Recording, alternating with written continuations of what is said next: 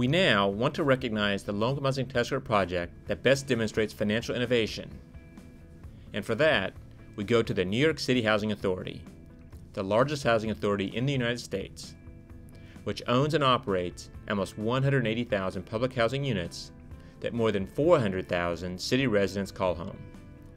The New York City Housing Authority, or NYCHA, together with the city's Department of Housing Preservation, its Housing Development Corporation, their bankers and advisors, together they executed a unique, highly structured transaction in March 2010 that was meant to generate funding for the renovation of as many city and state projects in their portfolio as possible. And, most importantly, to secure ongoing operating subsidies from the federal government in the form of new annual contribution contracts. This was all made possible when NYCHA and their advisors realized in late 2009 that if they acted rapidly, certain provisions in the American Reinvestment and Recovery Act, which would sunset in March 2010, could not only provide funding for needed renovations, but allow annual contribution contracts to be turned on by HUD for many of the city and state projects.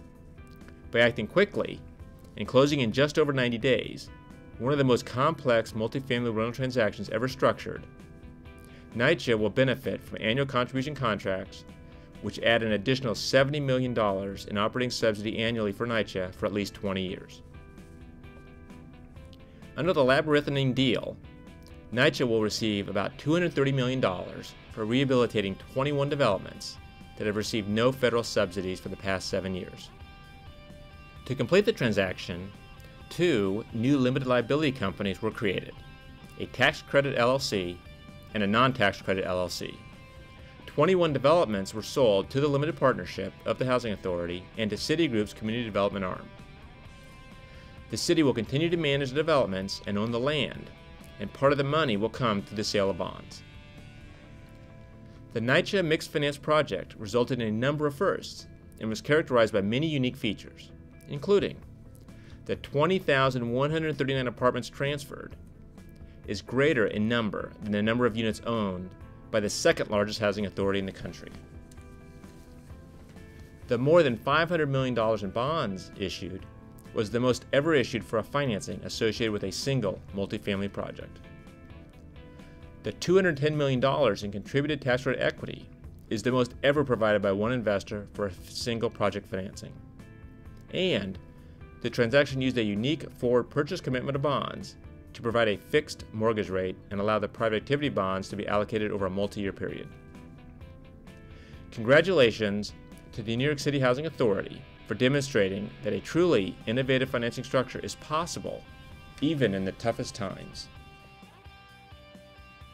Receiving an honorable mention in the innovative financing category is a project that we met earlier, Compass Veterans Center Renton. This project was not only innovative in its partnering with a religious organization, it was also creative in the face of an economic downturn that saw low-income housing tax credit prices plummet. Not to be denied, Compass Housing Alliance and Shelter Resources converted low-income housing tax credits to Section 1602 Treasury Exchange Funds and closed on all financing in September 2009. The Veterans Center was the first Section 1602 RO Exchange project to close in the state of Washington. Furthermore, the project was able to keep in place its hard bank permanent financing commitments at the original favorable terms of 4.875%, with a fully amortized 40-year term. The project also received the largest VA capital grant award in the nation in 2008. VA capital grant financing inherently conflicts with low-income housing tax credit financing with its requisite LP or LLC ownership structure.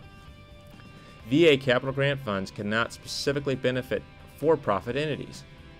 Working with the National Equity Fund, the project was able to overcome these impediments and became the first in the nation to successfully combine low-income housing tax credit financing with VA capital grant financing.